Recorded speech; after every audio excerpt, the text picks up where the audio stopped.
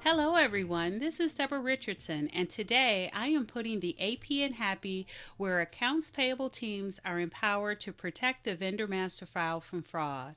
This podcast will give a voice to accounts payable team members by talking about the growing reality of cyber attacks in their world and which vendor setup and vendor management techniques they can apply to protect the vendor master file from fraud. Need training? Visit the Vendor Process Training Center to enroll in your choice of weekly live and on-demand training sessions. Plus, get access to vendor setup form templates and reference tools that will help you and your team avoid fraud, fines, and bad vendor data. So sign up for a free account to get access to free training sessions, vendor process FAQs, and a resource library with information you need to manage your vendor master file. Visit training.debrarrichardson.com today. The link will be in the show notes.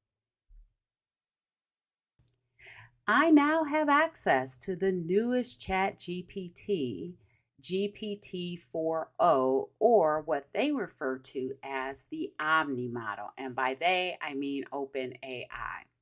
Now, the capabilities of this new model triggers reminders to the vendor teams out there to not expose vendor data that can lead to fraud while using this technology. Keep listening.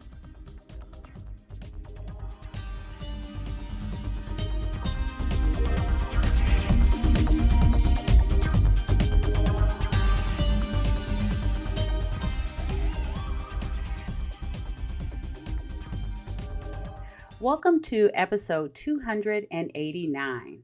ChatGPT-4o is here and triggers these reminders to avoid exposing vendor data that can lead to fraud. So wow, I think I always get the prize, like first place for the longest titles ever. But let's get into ChatGPT 4o or the Omnimodel. And it came out as of May 14th, 2024. And I am a plus user, meaning I paid my $20 per month. And with that, it meant that I got ChatGPT 4, which means that I have access to trade, actually not even, I guess you can't even say train data. It was data that was live. So when you think about ChatGPT 3.5, the free version, at least before today, it only responded or had responses based on data that was trained through April 2023. But ChatGPT 4.0, for everyone that paid for it, had access to responses that were based on live data, which was great. And then it was also, access to, it used to be plugins, but now it's GPTs, those things that can help you with your, data or your content.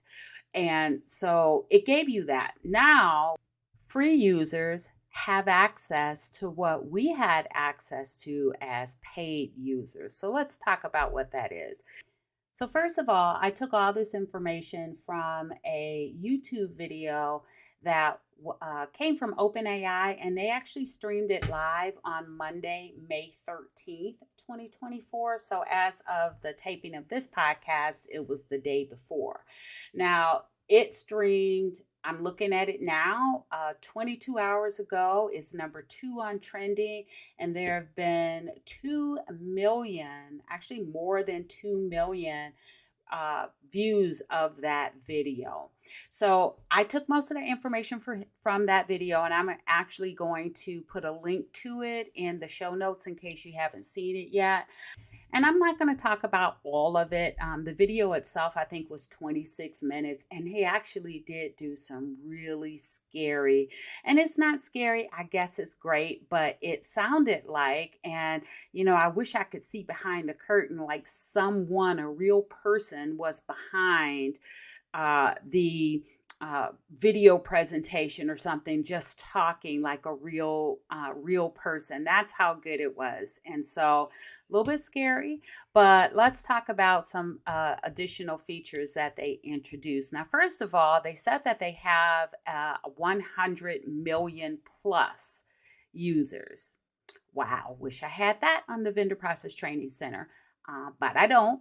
But anyway, so they talked about, was very eager to announce the fact that ChatGPT-4 level intelligence is now available for free users. And as a reminder, ChatGPT-4 was only available to those that paid 20 bucks a month, like me. Before, they only had access to 3.5, again, which was slower, did not have real-time data. And so that also gives them access to memory, also vision, so they can upload and chat about images. And again, access to GPTs that replace the plugins. And so the example they gave is now that professor or teacher, right, can access these plugins so that they can do more things with ChatGPT than they did before. Now, some other things that are available is that there is a desktop version and a refreshed UI, but I have to say, I don't have access. I don't see where I have access to the desktop version. Now, they did say that there would be some rollout of these features. And so, as a paid user, one of the benefits is the fact that I'm supposed to have access to updates, early access to new features. So I don't know if that is affected by when they roll out features. So maybe you'll, go on to Chat GPT and you won't have access to Chat GPT-4 yet. I will say that one of the things that they identified is that if you have Chat GPT for Enterprise, which is great because that means that they're not training on your data because that ChatGPT large language model is just for you, then this information or these updates are not available for you yet. So anyway, I don't see the desktop version. It could just be user error, but it could be, again, the fact that it hasn't rolled out to me yet. Now, the other thing is that the ChatGPT-4o is more conversational and in 50 different languages. And in the video, they did an example or demonstrate of having a translation in real time of two people talking, one talking in Italian and the other talking or speaking in English. And the AI interpreted each into the other's language. Now, I like that a lot. So that's there. And then one thing they did say, though, and I'm sure there are more things, but one thing they did say is that the paid users get 5 times capacity than free users. Not quite sure what that means, because I'm sure they were trying to address the fact that all the things that we pay, or all of those folks like me that have been paying $20 a month, and now all this stuff is available via, all the same features are available via or to free users.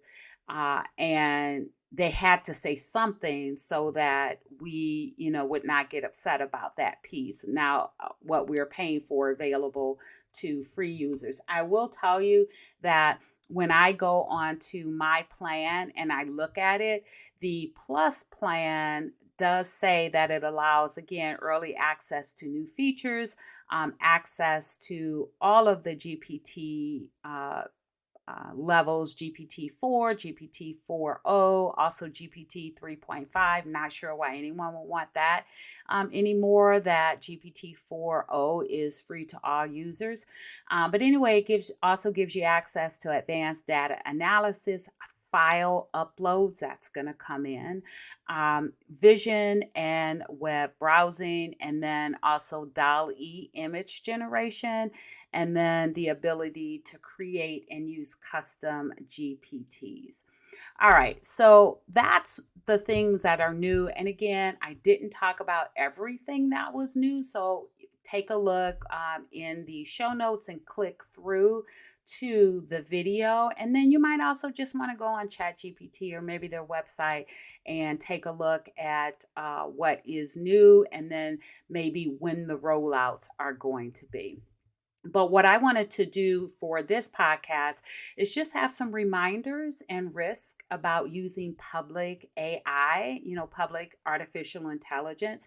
And keeping in mind, this is public artificial intelligence. It's not something, if you do not have or your company does not have ChatGPT for enterprise, when you're using ChatGPT 4.0 or 3.5 or 4o, the Omnimodel, then it is public AI. And so there is some risk with that. And those risks could lead to fraud for the vendor team. So let's talk about that. So the first thing with using public AI is that prompts can train the data. So if you, as part of your prompt, let's say now ChatGPT-4o or Omnimodel has the ability to let you upload and chat about images. If you upload something that is has sensitive information for your vendors, I'm just using this as an example. No one should ever upload a W-9, right? I don't see what ChatGPT can do for that. But let's say that W-9 has the tax ID, and the tax ID is a social security number. Well, maybe your intent was to upload the W-9 with the instructions and have ChatGPT explain those instructions more clearer. But you inadvertently also included, because there are instructions on page 1, the information from the vendor. Well, now you have trained ChatGPT with the social security number or even just a regular tax ID, because that can be sensitive information if you use that to authenticate the vendor. And now ChatGPT has it because you've trained it, because you've uploaded, or your team members. And you might think, well, my team members are smart enough. They're not going to upload sensitive information or documents with sensitive information into ChatGPT. But you never know. And if you think about it this way, there have been instances, let's say, and we're going to stick to the W-9, the tax ID. Let's say you did a routine mass validation of your IRS tax IDs. And so you created a file. That file had the vendor's legal name plus their tax ID, and you were going to upload that to the IRS to check and make sure that the legal name tax ID combinations are still valid, right? Most of you have done that or do that on a regular basis because we know vendors don't always tell us when their legal name and tax ID changes, and we do those validations so that we don't get in trouble with the IRS and incur fines and penalties for 1099 filings, for example, that have incorrect legal name tax ID combinations. And so you get the results back, and now you have vendors that have failed that validation. And now you need to reach out to them to get an updated W-9 so you can get that corrected before the real filing. Well, inadvertently, someone, and it may not have happened to you, or maybe you don't know it happened to your team, but someone sends out an email to collect the W-9, and they put all the vendors on that email. And the vendors are don't always have the same level of precaution or security that we have, and they reply to all with their updated W-9 or completed W-9 that includes a social security number. So I hear about that happening all the time. And so, if you think about it in that context, maybe you get that file back and someone wants to do some data analysis on it, right? They want to find duplicates, they want to create charts or reports based on those vendors that are valid versus not valid. And so, inadvertently, someone can upload that data, and now ChatGPT has the vendors, all of them that are included on that file, sensitive data.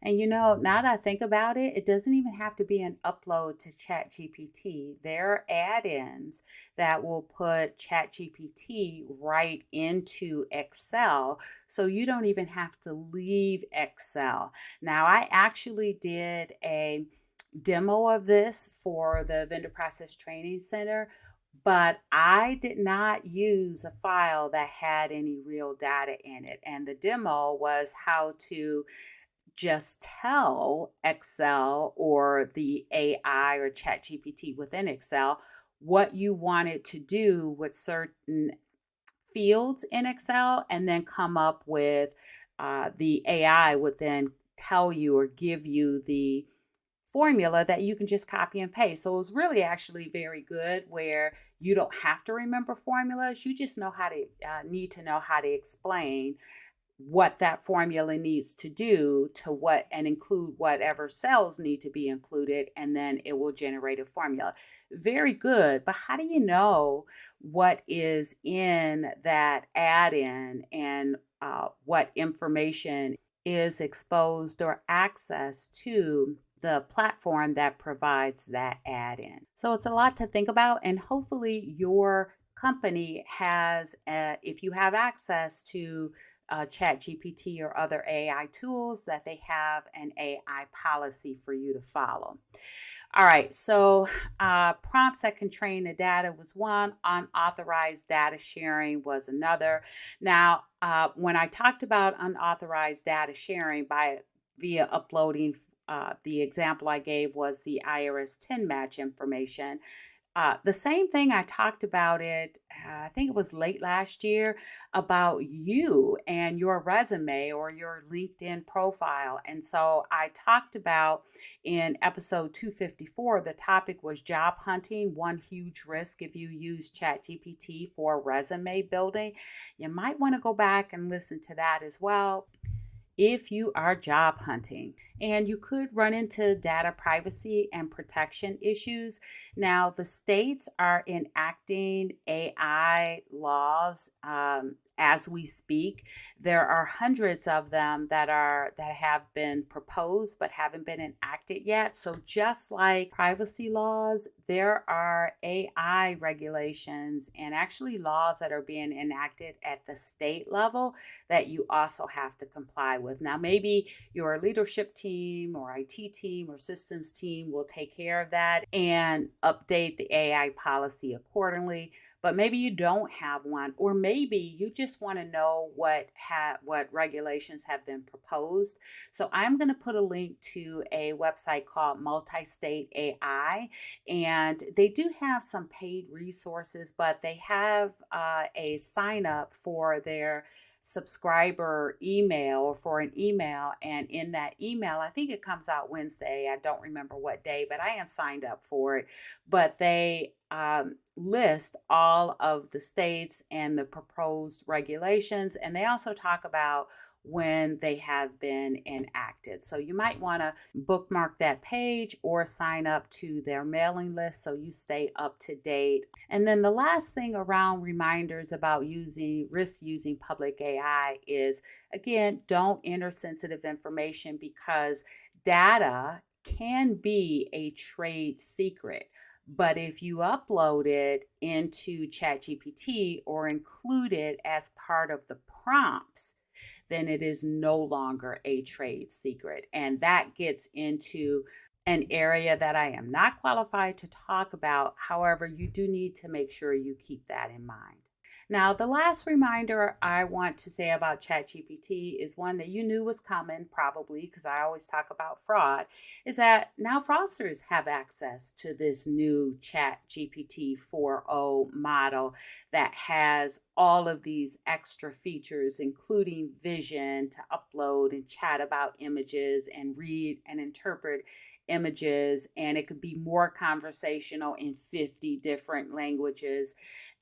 That really gives and really lowers the barrier to entry of fraudsters being able to send you that perfectly written phishing email in your local language with a picture that looks legitimate because they generated it from ChatGPT with a link that leads to a very legitimate looking website because they use the GPT website generator or website design or website builder that is available to them now for free to generate that website. So I don't think I stress enough on this podcast the requirement to really look at all the gaps in your vendor setup and maintenance process, from collecting the vendor documents to setting up a new vendor to changing an existing vendor to just answering inquiries of how much you really need to look at that process and plug up any gaps that can lead to fraud. Because with this new innovation, and really even prior, it's just getting harder and harder to spot the fraud, and you need to find a way that if you don't spot it, or if your team member doesn't spot it, that it will still not result in a fraudulent payment, because you have steps along the way that will find it, and you have multiple opportunities to find that fraud. So with that, I'm going to put a link in the show notes to Authentication Validation Management, a 3-step vendor setup and maintenance process to avoid fraud. It's really a training session that has 5 authentication techniques, 29 internal controls, 17 best practices, and 16 vendor validations. Now, it is a paid training session, but guess what?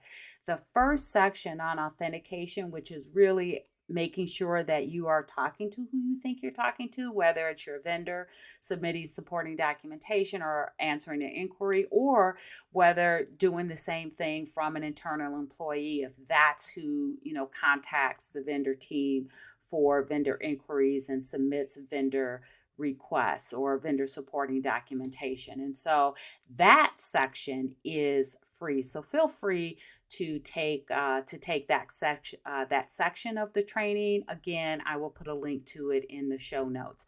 And hopefully you got some value from this podcast episode and what risks are out there because of ChatGPT that can lead to fraud. And by the way, I know that there are probably additional risks out there. Maybe your cybersecurity team, IT team, systems team has already created an AI policy. And if you would like to, I would love for you to email me and let me know what else you think or has been identified as a risk within your organization. So thanks, everyone. I hope you enjoyed the 289th episode of the Putting the AP in Happy podcast, where accounts payable teams are empowered to protect the vendor master file from fraud.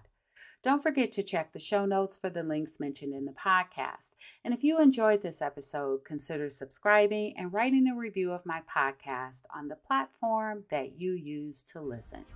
Stay happy.